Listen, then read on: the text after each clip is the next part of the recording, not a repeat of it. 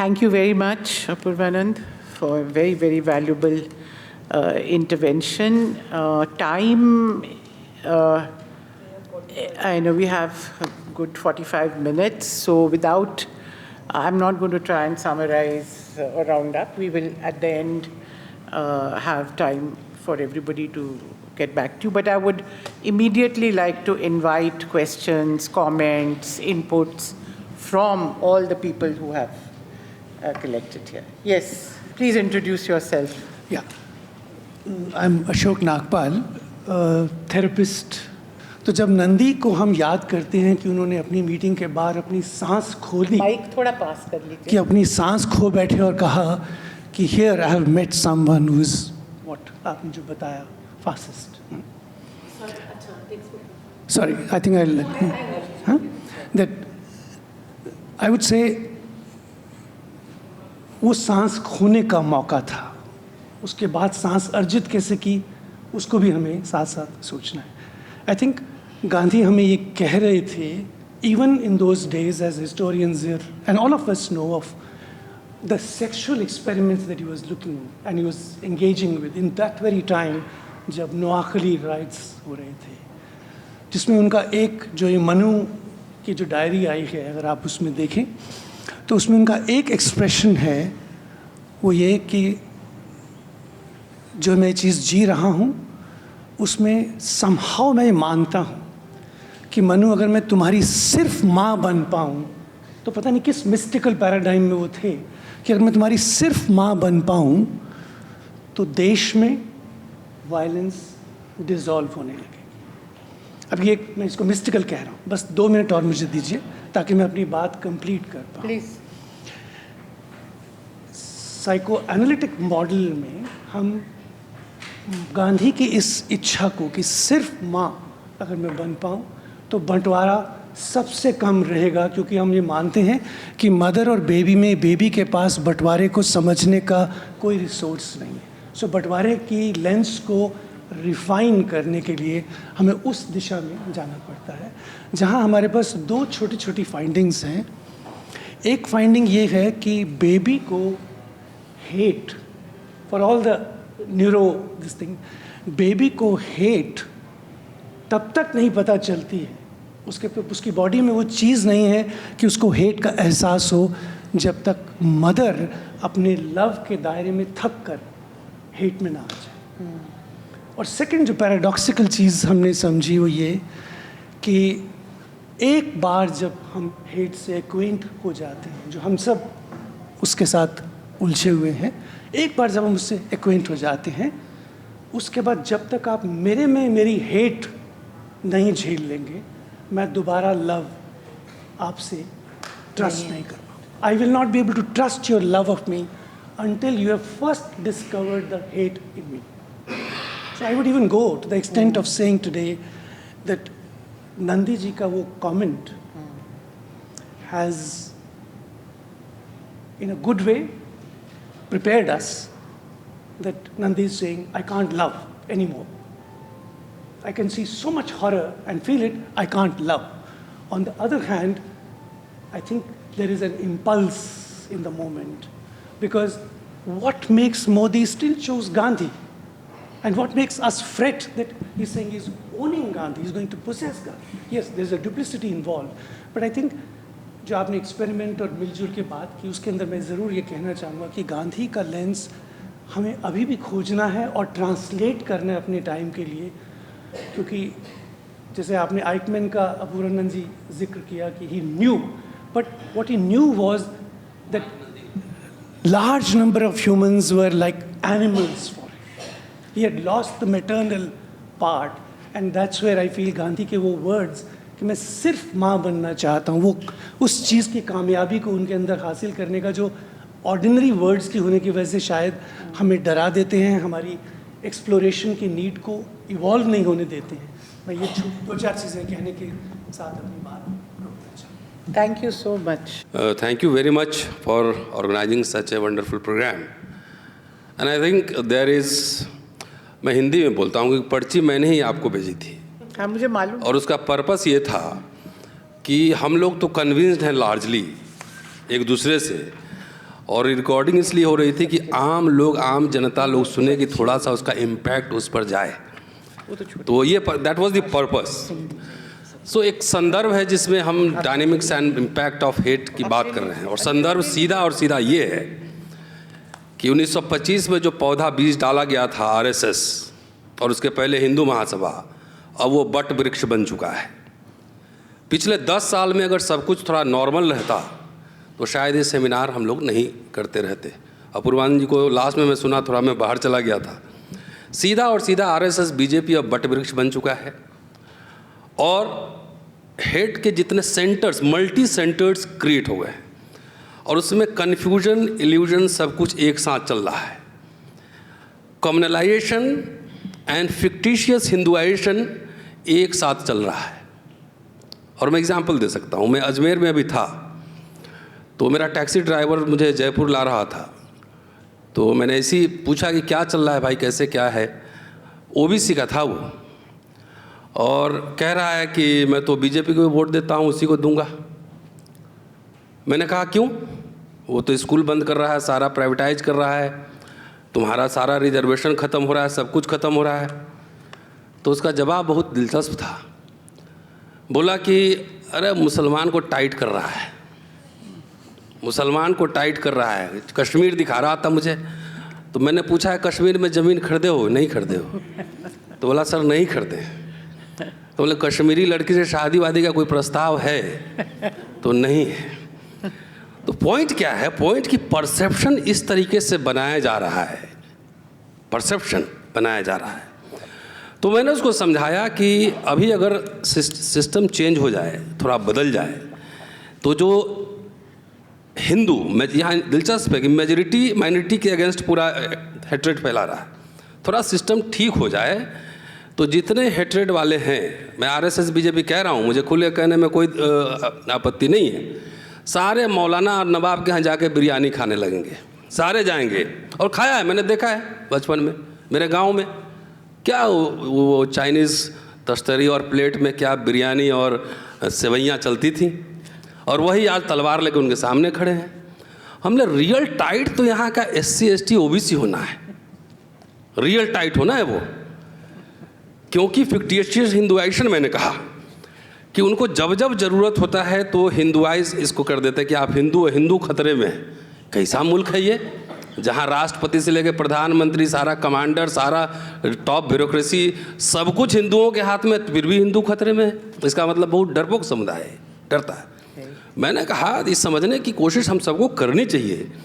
और ये बात आम जनता, मैं कह रहा हूँ स्पेसिफिकली, कैटेगरिकली, कर्नाटक में 85% हिंदू हैं, और उसको मैसिव डिफीट बीजेपी आरएसएस को दिया है वहाँ पर, कि हिंदी पट्टी इज़ मोर प्रॉब्लमेटिक पट्टी, हिंदी पट्टी।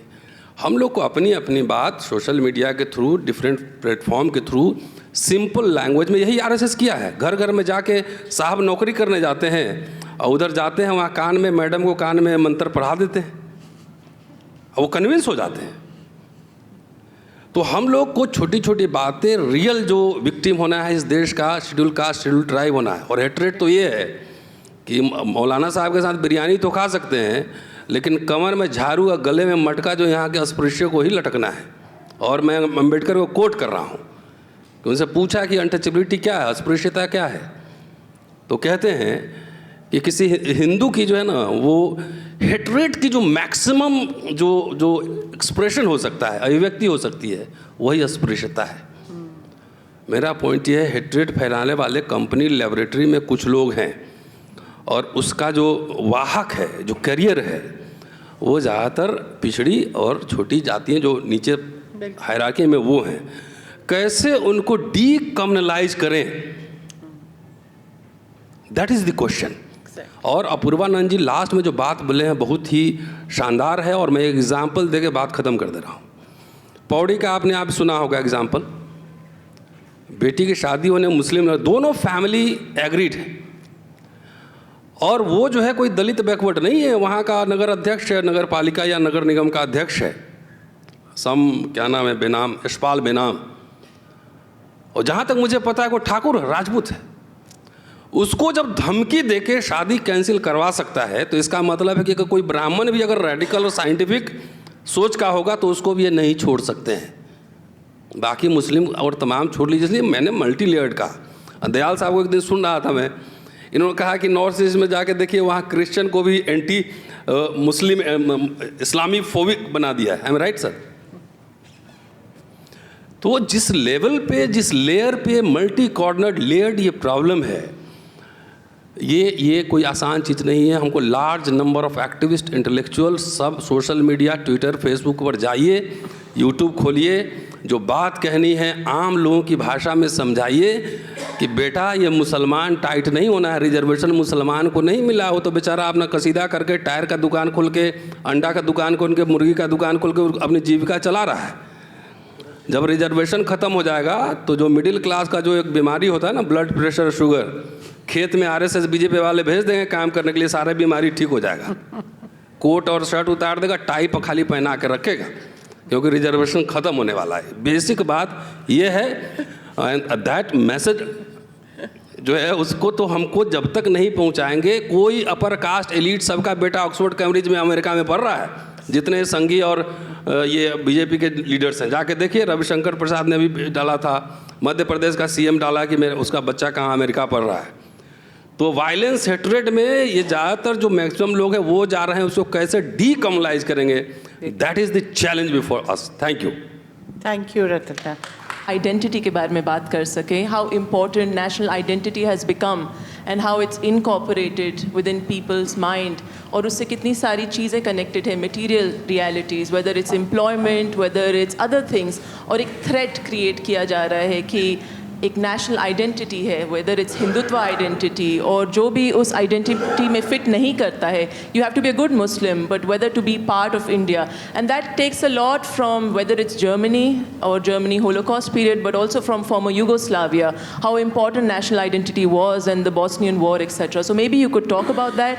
And following from this perhaps, जब हम सॉल्यूशंस के बारे में सोचते हैं, you know, alternatives and solutions to hate, how important is it to think beyond national identities, to think about internationalism? Where does that fit in our progressive thinking?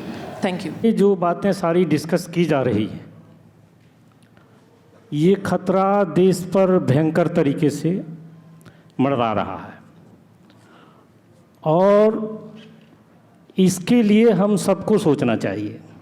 सिर्फ civil society का ही duty नहीं है, राजनीतिक पार्टियों को भी इस बारे में सोचना चाहिए।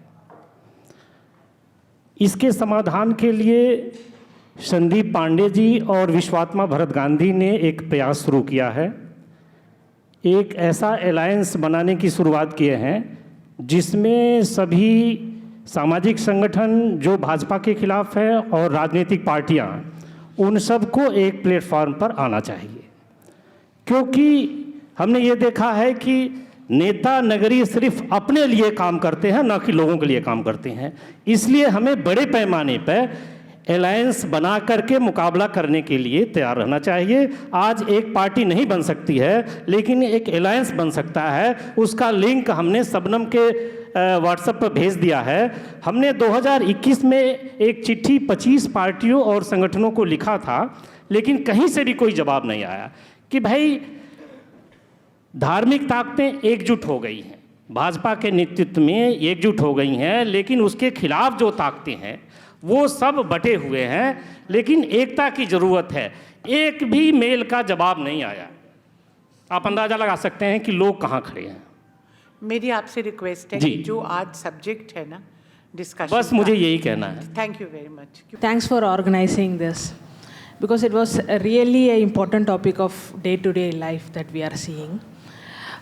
My question to the panelists, so most of the people spoke in Hindi, whatever I could able to understand. But the thing is, I would like to say, the most of the violences against Dalit or Dalit women is based on the pride. They think that it is a pride for them to rape a Dalit woman. It's pride for them to create violence against the community, mass violence, whatever. So whatever Amit Sen doctor has said, they are vulnerable, it damages their body. But when we think that they are considering that as a pride, how the psychological effect happens to them. So, what is the reason? Why should we feel about the vulnerability of them? So, these are some of the questions in my mind. So, I would Very like good. to know the answer. Thank you. Excellent. जो बातें मैंने सुनी हैं, एक बात मैं समझता हूँ कि हमें याद रख लेनी चाहिए। आज देश पूरी तरह बंट चुका है, चाहे वो हिंदू हो, चाहे वो मुसलमान हो, चाहे सिख हो और चाहे ईसाई हो। इस सच्चाई से हमें मुंह नहीं मोड़ना चाहिए। एक बात का मैं बार बार ध्यान रखता हूँ कि 1919 और 1920 एक ऐसे साल थे जहाँ हिंदू, मुस्लिम और सिख एक मंच पर आए और आज़ादी का जो हमारी लड़ाई है हमने लड़ी। पर 1937, 1940 और 1946 इतिहास के वो पन्ने हैं जिनको आज हम भोग रहे हैं। आज हम जो अगर भोग रहे हैं तो 1937 का रेजोल्यूशन है, 1940 का मुस्लिम लीग का रेजोल्यूशन है और 1946 के जो हालात बने उनको आज हम भोग रहे हैं। सवाल इस बात का उनको भोग क्यों रहे हैं? गांधी की जब हम बात कर रहे हैं तो गांधी ने मुस्लिम और सिख को जब इंश्योर किया था कि ये हिंदुस्तान ये किसी एक धर्म का नहीं होगा, सबके हक बराबर होंगे, उसी गांधी को मार दिया। तो गांधी को ही ख़त्म कर दे, गांधी का विचार कहाँ रह गया? जब हम आज चर्चा कर रहे हैं, जब 1984 की बात अपूर्वानंद ने की और हम सब ने की, और जब मैं पार्टीशन की बात सोच रहे थे, मैं अपने आपके सामने मैं आप ही एग्जाम्पल हूँ। मेरे पेरेंटल साइड में कोई सिख नहीं है, मेरे फोर फादर कोई सिख नहीं थे, पर मैं सिख हूँ। मेरा तो कोई झगड़ा नहीं हुआ आज तक किसी के साथ भी। मेरी मदर सिख घराने से थी, उनके भाई कत्ल हो गए, उन्होंने मुझे सिख बना दिया। कोई मेरी बैकग्राउंड में ये नहीं था कि मैं सिख बन गया, क्योंकि मेरी मदर सिख, क्योंकि जो लाहौर की बात और जो मिंट कुमरी में मेरे पेरेंट्स मिंट कुमरी थे आए, सरदार हुक्म सिंह जी जो लोकसभा के स्पीकर रहे वो मिंट कुमरी से थे। आप एक और बात का ध्यान रखें, मैं बहुत समय ना लूँ, एक और बात का ध्यान रखें। 1947 से पहले ही चाहे सरदार हुक्म सिंह हो, चाहे I.K. गुजराल हो, चाहे जितने बड़े लोग थे, वो पंजाब से पार्टीशन से पहले ही इंडिया में आ गए थे, हिंदुस्तान में आ गए थे, ब्यास को क्रॉस कर गए थे, क्योंकि उनको ये लगता था कि शायद ब्यास बॉर्डर बनेगा पाकिस्तान और हिंदुस्तान के बीच में। तो मेरा ये कहना है कि जो हालात आज हम देख रहे हैं ये वही हालात हैं जब आरएसएस, कोई हमें ये नहीं कह रहा था कि आप पाकिस्तान छोड़ जाओ, जिनके वहाँ ज़मीनें थी, जायदादें थी, वो तो लास्ट में मरे कटे। क्यों मरे कटे? इसलिए कि जिनकी ज़मीनें जायदादें थी वो छोड़ कर कैसे आते, उनके सामने समस्या, और जब उन्हें छोड़नी पड़ी तो वो जिन्ना को 100 हम गालियाँ निकालें। जिन्ना का 14 अगस्त 1947 का डिक्लेरेशन जो जिन्ना ने लेक्चर दिया, क्योंकि विद्वान सज्जन सारे बैठे हैं, उसमें उन्होंने कहा था कि it may be the Islamic country but it will be a secular country. आज हम क्या कह रहे हैं? जिसको हम सेकुलर कह रहे थे वो कहते हैं ये तो सेकुलर है ही नहीं, ये तो हिंदू राष्ट्र है। अभी आप 4 दिन के बाद संसद का वो उद्घाटन होगा, और उद्घाटन में पहली लाइन क्या आई है कि वो वहीं से जो एक सनोल जो दिया जाएगा, जो आज़ादी, मैं ये उस पर नंदी की फ़ोटो, मैं पूछना चाहता हूँ किस देश में आप और मैं रह रहे हैं? हमारे अंदर कोई ताकत है, कोई बात जाके कह दे कि इसका हम विरोध करते हैं, हम इसको क्योंकि नया पार्लियामेंट हम कर एक कंस्ट्रक्शन, एक बिल्डिंग आपका उद्घाटन। तो मेरा ख्याल है कि पूरे हिंदुआइज सिस्टम, आप पूरे हिंदुआइज सिस्टम को, हम सारे बैठे हैं, विद्वान हैं, सब पढ़े लिखे हैं। मैंने भी जब MA किया, मेरी कोई बैकग्राउंड नहीं थी, मैंने MA पंजाबी किया पंजाबी यूनिवर्सिटी पटियाला से, इसलिए कि मैं गुरबाणी को, गुरु नानक का एक लाइन है वो मैं आपके सामने रख के ख़त्म करता हूँ। वैदा वैद सो वैद तुम, पहले अच्छा वैद तब है, पहला रोग पहचान, पहले डायग्नोज करके रोग क्या है, समाज का हालात क्या है। मैंने पूरे मेवात में घूमा, वो जो गाय की गोबर के चौका करती हैं उनके साथ आपने वो इकॉनमी तोड़ दी, उनको कह दिया कि ये गाय को काटती हैं, इसलिए इनके इकॉनमी तोड़ दी आपने, इकोनॉमिकली सिस्टम ही तोड़ दिया। तो मैं पूछना चाहता हूँ, आज ज़रूरत है आप सब की, मैं भी हूँ और आप पे हैं, हमारी ज़रूरत है हम सब लोग इकट्ठे हों। मैंने उस दिन जब नमाज अदा हुई, गौहर जी जानते हैं, गुरुद्वारे में नमाज मैंने अदा करवाई। मैंने कहा था कि अगर आपको गुड़गांव में कोई नमाज अदा नहीं करने दे और गुरुद्वारे में नमाज अदा करते। मेरा ये कहना, और मैं आज भी कहता हूँ, मैं सिखों को कई बार कहता हूँ, सिख जो है मुस्लिम और हिंदू में लिंकेज का काम करता है, इसको ना टूटने दें, ये हालात ना बनने दें कि हम एक लिंकेज टूट जाएँ। गुरुद्वारे में चाहे मुसलमान जाए चाहे हिंदू हो जाए, उसको कोई फ़र्क नहीं पड़ता, पर वही मंदिर जाने के लिए तैयार नहीं, वो मस्जिद जाने के लिए तैयार नहीं। आज भी जो लिंकेज है, इस लिंकेज को ना टूटने दें। वो लिंकेज आज जब मैं पंजाब में आज देख रहा था, पंजाब में आज बिहारियों के खिलाफ एक आवाहन पैदा कर दिया। हम कोई नहीं बोल पा रहे, हमारे अंदर ताकत नहीं पड़, तो हम लोगों को इतना हेट मोंगर नहीं है। मैंने तो देखा है किसान आंदोलन कितने हेट थे, जब हम सब मेरे से पूछा किसी ने, मैंने कहा हिंदू राष्ट्र बनाओ, मैं आपके साथ हूँ। कहाँ बनाओगे हिंदू राष्ट्र? एक मध्य प्रदेश, राजस्थान। तो मैं समाप्ति कर रहा हूँ, बहुत शुक्रिया। तो मेरा तो ये जो अपने मन में था मैंने आपके सामने रखते, बहुत शुक्रिया आपको। Thank you. मैं जगदीश डावर हूँ, मैं 30 साल नॉर्थ ईस्ट में रहा हूँ। खैर ये गलत है धारणा कि नॉर्थ ईस्ट के क्रिश्चियंस मुस्लिम्स को मतलब अगेंस्ट में, ऐसा नहीं है कुछ। इन्होंने बड़ा अच्छा प्रोफेसर अप्रभा ने रेस किया कि फुट सोल्जर्स के साथ, मगर फुट सोल्जर्स के साथ आर्ग्यू कैसे करें। हर एक फुट सोल्जर आज अपने आप को इतिहासकार समझने लग गया है। छोटे छोटे मैं एग्जांपल देता हूँ, हमारा डेली एनकाउंटर हो रहा है। मैं कनूर से इंडियन हिस्ट्री कांग्रेस अटेंड करके आ रहा था, तो बैंक मैनेजर बिल्कुल सेकुलर थी, डिप्टी बैंक मैनेजर, तो कह रहे आप लोगों ने क्या कर दिया, खान साहब को मार दिया, ये रुमिला था पर इरफान भी क्या। मैंने कहा रुमिला था पर, कह नहीं वो तो एंटी नेशनल है। मैंने कैसे? आप एक किताब पढ़ी है, कोई एक किताब का नाम ले दीजिए उसका, आप बताइए हम क्यों पढ़े? सब कहते हैं वो एंटी नेशनल। और यही नहीं, वहाँ 2 आदमी ऑफिसर्स रिटायर्ड हमारी सोसाइटी में रहते हैं, मैं गुड़गांव में रहता हूँ। आप तो एंटी नेशनल बातें करते हैं, अब तो एंटी नेशनल है, ये सारे सेकुलर एंटी नेशनल हैं। यही नहीं, जहाँ भी जाओ किसी ऑर्डिनरी आदमी से बात करना इतना मुश्किल हो गया है, उसको समझाना बड़ा मुश्किल हो गया है, क्योंकि वो तो टेलीविज़न देखता है, व्हाट्सएप जो सोसाइटीज़ में घूमते हैं उनको पढ़ता है। अब बहुत ही मुश्किल हो गया है, ये कैसे करें, ये सवाल है। हाँ, इसीलिए तो कई पहलू सोचे जा रहे हैं, किस पहलू से लोगों तक पहुंचा जाए। एक तो डायरेक्ट पहलू है ही आइडियोलॉजिकल लेवल पे, तो इस मीटिंग का यही पर्पस है कि लोगों, जैसे बोध ने कहा कि लोगों के दिमाग तक कैसे पहुंचना है वो तो फिर भी कुछ समझ है, पर लोगों के दिलों तक कैसे पहुंचना है, तो ये भी एक तरीका ही ढूंढा जा रहा है लोगों के दिलों तक पहुँचने का। जो आप बात कह रहे हैं, जब आप कि क्या आप आर्ग्यूमेंट्स, ये पूरा मकसद ही है कि कुछ इस तरह की बात निकले जिससे कि पहुंचा जाए। कौन, एनीबडी एल्स? हाँ Sunny, you please introduce yourself. मैं सनी धीमान हूँ और अभी एंटी नेशनल यूनिवर्सिटी से पीएचडी करके निकला हूँ। और जेएनयू में रहते हुए मैं बहुत आप सभी से रिलेट कर पा रहा था, स्पेशली अपूर्वानंद जी ने बोला थोड़ा, क्योंकि टीवी पर मैं भी जाता था एक जेएनयू का रिप्रेजेंटेटिव बन के, और देखा कि रगों में जो खून है वो तेज़ दौड़ता है।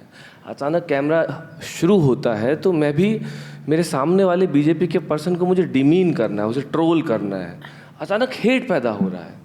और कैंपस के अंदर भी यही किया कि जहाँ कोई एबीवी वाला संगी दिखा तो उसको इंसान नहीं मानना, वो तुरंत ही एक ऐसा शख्स है जिसे डिमीन करना है, चाहे उसे गौमूत्र की बोतल बोलकर ही उसे ट्रोल करना है, उसके ऊपर लोग हंसेंगे।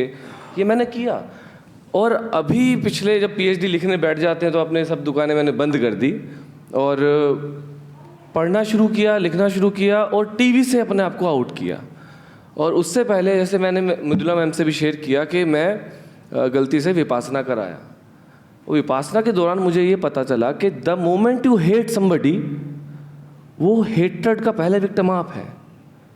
और जब से मैंने ये कहना छोड़ दिया लोगों से, अब मैं क्योंकि मैंने पाया कि मेरे घर में भी संगी हैं, कोट एंड कोट, जो कि आरएसएस वाले नहीं हैं, लेकिन मेरी माँ जिससे मैं बेहद मोहब्बत करता हूँ, वो उन्हीं विचारों से ग्रसित है। मैं उनसे बात कैसे करूँ? छोड़िए किसी एबीपी के शख्स को कन्विंस करने की कि तू इधर आ जा, अब मुझे तो मेरी माँ से प्रेम है, मैं नहीं कन्विंस कर पा रहा हूँ उन्हें। तो फिर जैसे आपने सवाल पूछा कि कैसे किया जाए, what is the way forward, तो अभी रिसेंटली एक बुक एडम ग्रांट की निकली है, he is a organisational psychologist, think again. तो उन्होंने यही बोला है कि जब हम किसी व्यक्ति से जो कि एक स्ट्रॉन्ग पोजीशन ले चुका है, हम जब उससे बात करते हैं एक अनदर स्ट्रॉन्ग पोजीशन लेके, रेदर देन टेलिंग के एक ग्रे एरिया है, और उस ग्रे एरिया पे बात करते हैं।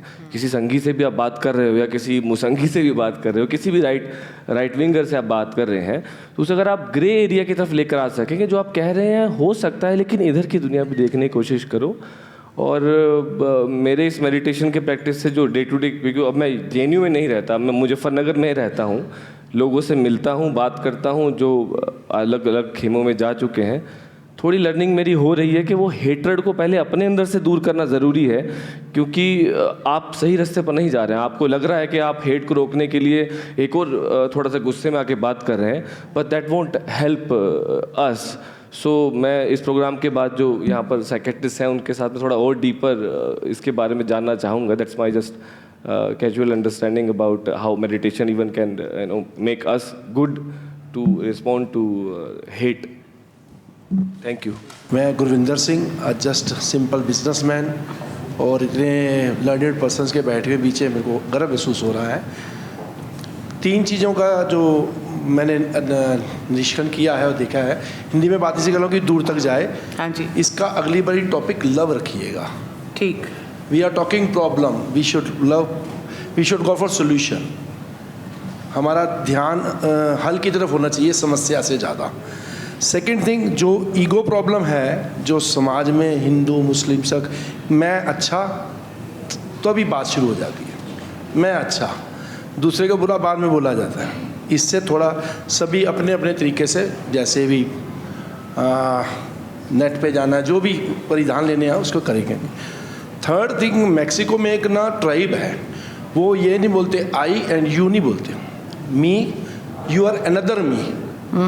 तो उसको देखेंगे तो बजाय कि इंसान में धर्म ढूंढे हम और रास्ता देखें, मंजिल पे निशान रहेगा, रास्ता आसान हो जाएगा। Thank you. शुक्रिया, बहुत शुक्रिया। Attention to one aspect. Please introduce yourself. Yeah, I'm Jay Prakash from the Delhi Science Forum. I don't know how many of you are aware that Lord Ayyappa, who is worshipped popularly, his closest friend was Wavar, a Muslim merchant. And the other friend was a Catholic priest, a Portuguese priest. See? And all the devotees who visit Sabrimala first go to this Wavar mosque. Yes. Which is 30 kilometers away. Right. And on the return journey, they visit the church. See? That was the, secular tradition. See? And now the RSS is trying to destroy that traditions. Right. So, it's the fault of the secularists also, their failure to highlight these aspects, Absolutely. See? This secular tradition has to be highlighted. Sure. Thank you. We will follow the same order. Yeah, I wanted to take up 2 questions very, very briefly. It's not an answer, it's a response. One was Sana, who talked about, is it Sana? Yeah, national identity. And I couldn't agree with you more that as secular activists, we must embrace the nation. We must not make the mistake of throwing the baby out with the bathwater. It's the same sense in which I think we have refused to use the word saffron, which I think is a color I enjoy and love. Why should we give it to the Sangh? Why should we call it Sangh Parivar? But this is even deeper, that the nation is something which has held us together. We fought for this nation during our anti-imperialist movement, but most importantly, we have a certain inclusive, pluralistic concept of the nation, which is, and that has a basis. It's not just an idea, it's a lived reality. So we need to, the national identity is, as you rightly said, I would agree, is very important. We need to embrace that idea and live it through. मैं आपका नाम भूल गई हूँ सरदार साहब, लेकिन हाँ तुसी गल कीती सी, but I won't speak in Punjabi, sorry. You just a point of fact, you see, and it's very important to contradict it. so many people, आपने भी कहा कि जिन्ना साहब ने 11 अगस्त को, आपने 14 कहा लेकिन वो स्पीच उनकी 11 अगस्त की थी कि पाकिस्तान कॉन्स्टिट्यूएंट असेंबली में उन्होंने कहा कि ये जो देश है पाकिस्तान, ये सब कौम का होगा, सब कम्युनिटीज़ के लोग उसमें होंगे, you will be, you are welcome to go to your temples, you can go here, you can do this. ये प्रॉब्लम ये है कि ये बात उन्होंने जो कही वो पाकिस्तान के बनने के बाद कही। मतलब 3 जून को पाकिस्तान का ऐलान हो गया था, देश का बंटवारा का ऐलान हो चुका था, लाइनें बन चुकी थी, सारा कुछ हो चुका था। जिन्ना साहब में ये एक कॉन्ट्रडिक्शन, एक विरोधाभास जिसको कहते हैं, वो था। सेक्युलर थे, लेकिन जब उन्होंने, सलिल मिश्रा हमारे दोस्त हैं, उन्होंने बहुत ही अच्छी किताब एक लिखी है, नैरेटिव ऑफ कम्युनल पॉलिटिक्स, जो 30, आपने 37 की बात की, आप ज़रूर इस किताब को पढ़िएगा क्योंकि वो बताते हैं कि 37 में कोई प्रॉब्लम नहीं हुई थी। और तो एम्फसाइज मैं इस बात को कह रही हूँ कि उनकी पॉलिटिक्स में, जिन्ना साहब की पॉलिटिक्स में एक शिफ्ट आता है। जब वो देखते हैं कि वो बुरी तरह हार जाते हैं 1937 में, तो फिर वो कम्युनल पॉलिटिक्स की तरफ मुड़ते हैं। और बाद में चलकर बहुत लोग ये कहते हैं अगर जिन्ना साहब को प्राइम मिनिस्टर बना देते तो बंटवारा ना होता, एट्सेट्रा एट्सेट्रा। मैंने भी अपनी किताब, जिसका मृदुला ने जिक्र किया था, इंडिपेंडेंस एंड पार्टीशन, उसमें इसकी पूरी सारी मिथ्स को मैंने इनका खंडन किया है। लेकिन कम्युनलिज्म एक ऐसी चीज़ है जिसको बिपिन चंद्रा ने लिखा है कि एक, it's like a tiger, once you have mounted that tiger it's very difficult to get off. I am adding something to that.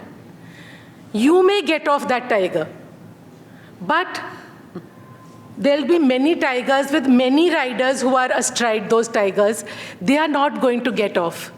The most liberal and loyalist of people in the Muslim League, Firoz Khanun वगैरह सब लोग थे, they became more extreme communalists than Jinnah.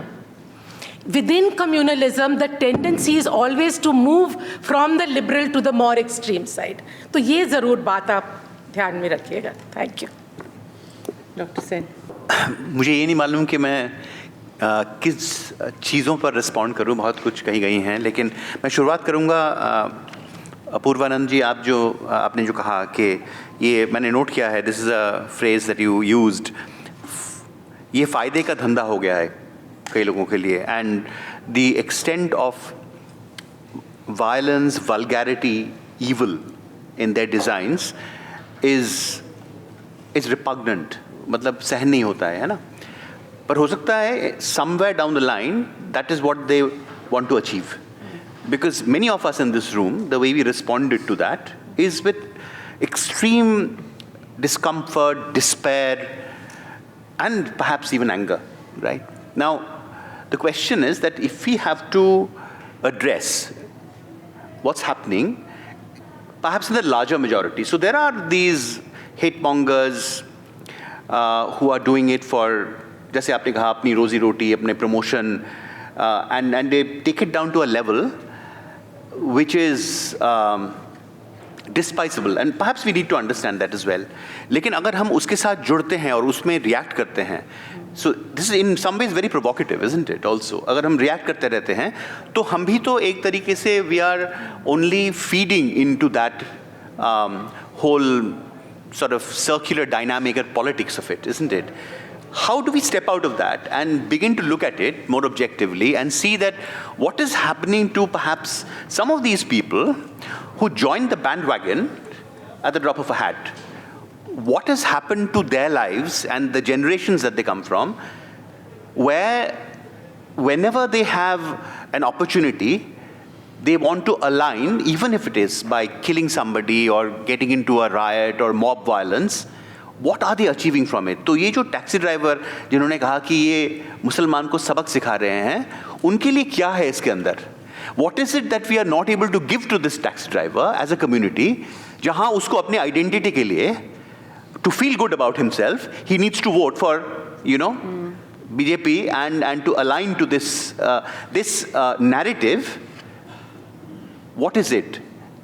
And the large majority of our country are like that, isn't it? तो अगर हम उनको किसी तरीके से इन्फ्लुएंस कर पाएं या करना चाहें, तो क्या हमारा जो अप्रोच है उसको क्या बदलने की ज़रूरत है?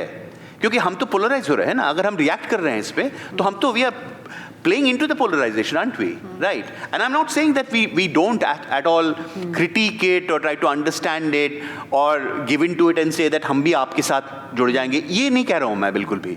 मैं बिल्कुल, I mean, we have to separate ourselves from that. But at the same time, if we do want to influence the large majority who are perhaps at many times sitting on the fence, who are doing it because they don't have any other option, can we provide them with another option? और वो कहाँ से आएगा? That is my question to all of you. Right. And I think that for that, we have to actually deconstruct what hatred is about. And I do believe that the hatred comes from transgenerational trauma, from a position of feeling threatened, of a position where we feel that even though the other community is in the minority, they still have the power to take away things from us. Isn't it, right? Where does that narrative come from, that mindset? That is what we need to question, and that is what we need to bring into the discussion in larger forums. Thank you. Very quickly, I think that many of us have gone through these experiences in recent times about how people who are very close to us, within families, who are so rigid about these positions. Very often we have had to face abuse, insults, humiliation. Well, you can't humiliate anybody who refuses to be humiliated, but we've been insulted, for taking the kind of stands that we take up. Yet, and therefore we have been pushed into this kind of oppositional relationship, what you were talking about, wherein we are sort of hitting back with all that we have. I think we must remember that, I use this example from feminist activism. The whole agenda, the whole purpose of feminism is to actually convert patriarchal males, right? The whole agenda for secular people like us is to get the people who are communal on the other side on our side. How are we going to do it? How do we engage with them? That is, of course, the million-dollar question. But we cannot turn away from it. We can't sort of say we're going to fight you and we're going to give it back to you as good as we get, because that's not leading anywhere. That, in fact, is creating a situation where we're falling into that trap, really, as you correctly pointed out. It's a reactive position. So I think that without taking away from the ideological, moral, ethical stands that we take, we have to find ways of countering it, of reaching out, if you want to use this word. The second thing is, we must remember that the visibility of Muslims, I mean, look at what has happened to it. They've been invisibilized in all spheres. The media representation of Muslims is amazing. Look at your films. Look at what is happening to how Muslims get represented in popular cinema from 70s, 80s onwards. I mean, I'm sure if Ira was here, she's very, very competent in this, because she has a whole book called Islamic Hate Cultures, in cinema. Earlier, we used to have something called the Muslim socials, which were very discrete, very separate kinds of representations. After that, of course, the Muslim has become a terrorist, So we are up against a certain very powerful representation of the community. Most young people don't know what Muslims are like. They don't know Muslims, period. If you look at how little, you look at middle-class kids, they go to schools where there are no Muslims. They don't have Muslim neighbors. If they have Muslim neighbors, they don't know them, right? So, I mean, we are facing a huge challenge, but at the same time, I think it's important that we draw inspiration from resources, from our cultural resources, from our historical resources, from our social resources that can enable us to try and reach out and bridge this gap. Sardarji has just told us that, yes, a lot of us were rather talking about the problem. What about the solutions? So I should say it's a great hope that already we are thinking about it, we're talking about it, and we're trying to look for the solution, and sure we'll get something. So 2 researches I'll quote here. One research was that you know nowadays that functional MRI, how the brain is chemicals is working, it has come. So it has been shown that the chemical pathway for love and hate, they're the same. But one very interesting here, those in love, there that area judgment is suppressed, प्यार अंधा होता है, it's documented. The second one, when it comes to hate, the logical part, the rationalization is suppressed. And that's why there is the area where we can hit. So what is that? That already people are constantly bombarded with some false information. What about cutting those false informations? Like let us say those, very importantly during COVID, that Tablighi jihad or something? Yeah. Exactly. So I'm very sure that it could have been fought with actual facts, which is not. Muslims are not doing anything but just like innocent sufferers of COVID like anyone. And second, another very important part here I'd like to tell you, another social research has shown that, altruism is a part of humanity. After all, we human being, we are a social human being. Our brain is biologically made that way, that we need to cooperate and love and make something all together. And there are great examples of our cooperation, our nation itself. We should be very proud of this plural nation that we're talking about. And we have to save that, it's the time. Now how? One of the very important point of altruism has been seen that normally those on the other side, whom we are talking about, those haters, even they are altruistic. They are altruistic to their own. They're very cooperative with their own people. And also, more interesting research has shown that they are also altruistic for the other, those who them hate, when the resources are aplenty. So now here what's it? The resources are not enough, it has been perceived. Like suddenly the focus is, on the population. Why? That already told people that we are getting poor, and our resources are taken by those Muslims who are producing I don't know, whatever. So that sort of thing. So what I am trying to tell you, that let us put more information positively. And they're not us, they're not others, they're us. And definitely there are, if the hate here is, in fact, overall your discussion is on 2 types of major hate. One is the hate in a group. One, and another thing, hate has become very easy for people to do. That is through technology. And again, let us take love as a choice, and hope as a choice, and let's take technology. And that's my message to all of you. Thank you. सारी बातें जो कही गई हैं इनका कोई एक अंत तो नहीं है और कोई एक समाधान भी नहीं है, क्योंकि ये एक बहुत मुश्किल प्रक्रिया है जिसमें हम उनके बारे में बात करना चाहते हैं जो नफ़रत करते हैं और उनके साथ बात करना चाहते हैं, और उनमें से बहुत सारे लोग जो इस बात को मानने से तैयार नहीं होंगे कि वे नफ़रत करते हैं। उनमें से कई लोग ये मानते हैं कि हम दरअसल गलत लोगों का सुधार कर रहे हैं, जैसे मुसलमानों को हम सुधार रहे हैं, हम उनको ठीक कर रहे हैं, तो हम नफ़रत नहीं करते उनसे। तो पहले इस चीज़ का एहसास दिलाना कि यह बीमारी क्या है समाज में, यह बहुत आवश्यक है कि ये बीमारी है।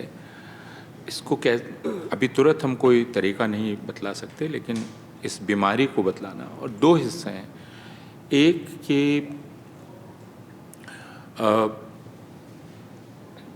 जो बात आपने पूछी माय फ्रेंड देयर, कि एक दलित औरत से अगर आप कहेंगे कि उसको जिसने सेक्सुअली असॉल्ट किया वो दरअसल एक वल्नरेबिलिटी से गुज़र रहा था, या उसके जीवन में कुछ होगा जिसके चलते वो ये कर रहा है, ये एक तरह से और ज़ख्म पर नमक डाल देना है कि ये होगा। हो सकता है वो बात सही हो, लेकिन ज़ाती तौर पर हम साइको एनालाइज करें या ज़ाती तौर पर हम एक इनिशियल कॉज खोजें, जो इनिशियल कॉज यहाँ ले जाता है ना। ये मेथड कितना ठीक है कितना ठीक नहीं है, इस पर हम लोगों को विचार करना पड़ेगा। और whether in all cases does this initial cause actually exist? Is also a question. My childhood may not be troubled at all. और मेरे साथ सब कुछ ठीक होगा, हालांकि फिर भी मैं एक इस तरह के इंसान में बदल सकता हूँ, ये भी बिल्कुल हो सकता है, और ये ज़्यादातर केसेस में कई जगह हुआ है। तो फिर हम क्या करें, कैसे बढ़ें, यह एक सवाल है। और इसका जवाब, क्योंकि ये इतनी लंबी प्रक्रिया है, और किसी ने कहा है कि दरअसल when fascism takes over, then it disables many processes. और उसके बाद आप कुछ, मैं वो नहीं कहना चाहता हूँ कि हम वहाँ हैं जहाँ हम कुछ कर नहीं सकते, क्योंकि हम बातचीत कर रहे हैं तो एक एफर्ट है, लेकिन जो मैकेनिज़्म, जो इंस्टीट्यूशनल स्ट्रक्चर्स हमारे पास हो सकते थे वो नहीं है, तो फिर हमें दूसरे प्रयासों के ज़रिए लोगों तक पहुँचना होगा। और बहुत खुलकर कहें तो हिंदुओं में बात करनी होगी कि उनके साथ क्या किया जा रहा है, यानी हिंदुओं को रेडिकलाइज किया जा रहा है, या हिंदुओं के साथ जो ये हो रहा है उसका एहसास हिंदुओं को दिलाना बहुत आवश्यक है कि आपके साथ ये किया जा रहा है। और उसका एक तरीका सही सूचनाओं से है, लेकिन सूचनाएं भावना के स्तर पर किसी को नहीं छूती हैं, तो आप दरअसल एक इमोशनल कनेक्ट कैसे बनाएंगे, ये एक दूसरा बहुत बड़ा चैलेंज है। उसका जैसे मैंने कहा कि तुरंत हमारे पास कोई रास्ता नहीं, लेकिन पहले इन सारी चीज़ों को रिकॉग्नाइज करना, फिर आगे बढ़ना। दलित इस बात को बहुत अच्छी तरह से जानते हैं कि जिसको अम्बेडकर ने कहा कि हेट्रेड इतनी इनविजिबल हो जाती है कि वो अनटचेबिलिटी में ही प्रकट होती है, और उसके बाद आप उसको कहते हैं this is our way of living, है ना, वाई डिस्टर्ब इट। मुझको गुस्सा इससे आता है कि आप मेरे जीने के तरीके को कन्वर्ट करना चाहते हैं। तो वह अनुभव भी जो दलितों का अनुभव है, क्योंकि मुसलमानों को दरअसल नए दलित में तब्दील किया जा रहा है कि जिस चीज़ को सर झुका के, जिस मर्यादा को दलित मानते रहे हैं, वह मर्यादा मुसलमानों पर अब इम्पोज की जाएगी कि उसको वो मानते रहें, दलित नहीं है। तो इनको रिकॉग्नाइज करना, फिर इस पर आगे बढ़ना, इसमें स्टेजेस होंगे। मुझे यकीन है कि शबनम उनको कोऑर्डिनेट करेंगे, आगे ले जाएंगे पेशेंस के साथ, लेकिन ये ज़रूर है कि हमें ये करना है। Well, the time is really run out now, so and the tea is waiting outside. So my basic task is to thank all of you for having come here. But nevertheless, let me just exercise my place here as the moderator to say just one or two things which I feel if I don't say them, I will be depriving myself of this opportunity of such wonderful people being here and not being able to share my ideas for whatever they are worth. Couple of things, I mean, not to go into one, of course. I think what is very clear from today's discussion, at least to me, is that we have to bring a multiplicity of perspectives onto this issue. It requires deep, serious thought and engagement of people who've engaged with the basic issues, at a serious level. We need all the inputs that we can get. It's not easy, it's not simple, and we also have to be prepared to give up our certainties on many things. And we also have to see that all the perspectives we are bringing, they will help us to shed some light, but themselves, they are not going to be the answer. They are going to lead us towards ways, and it's not a question also of searching a final answer. We'll have to go forward and as we go along, see what works and how things happen. And therefore, I would just one tiny comment on what Apurvanand said. This is not a disagreement or anything. But you said, you made a very categorical statement that perspectives coming from partition studies, are not going to be useful. Now, I think that's too definitive a statement. That means we shouldn't look at the whole experience of partition and what their studies, experiences, which is our history. How can we not?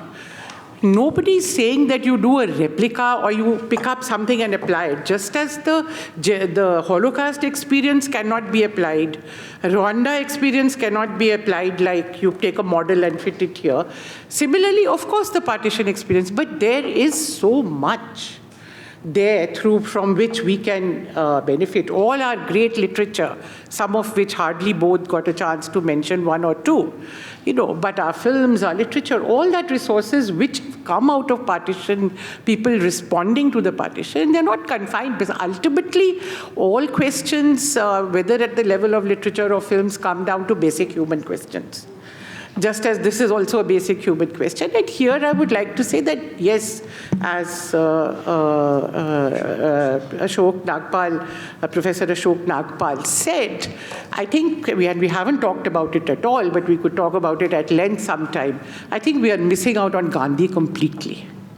Such a rich resource, and we are not even looking at it.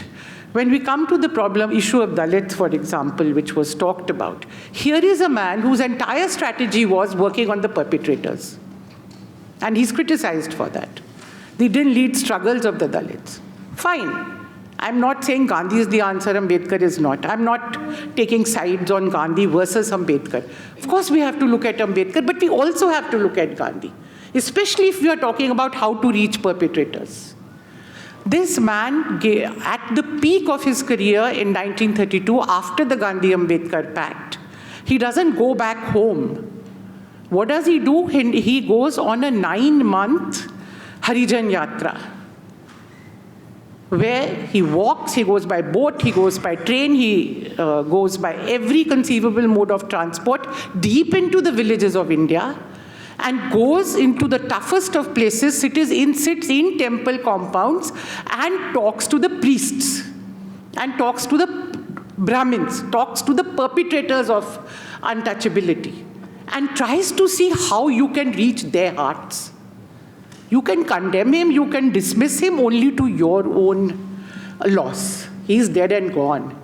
It's not for reinstating Gandhi that I'm saying this. He doesn't need me or any of us here to reinstate him or use him. But we will be losing a tremendous resource in our own history, a very rich resource. Noah Kali, his whole life Professor pointed out to, one very difficult part. I'm glad you raised it, because it's usually seen through very narrow prisons, his whole so-called sexual experiments.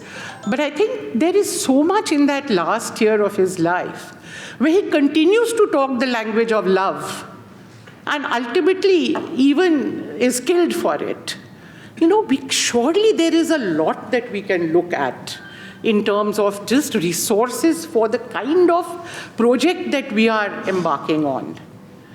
So I'm sorry, but as a historian, a little bit of having done some work in that region, I couldn't just take these few minutes of your time right at the end to make my point. Thank you very much. Thank you for coming here.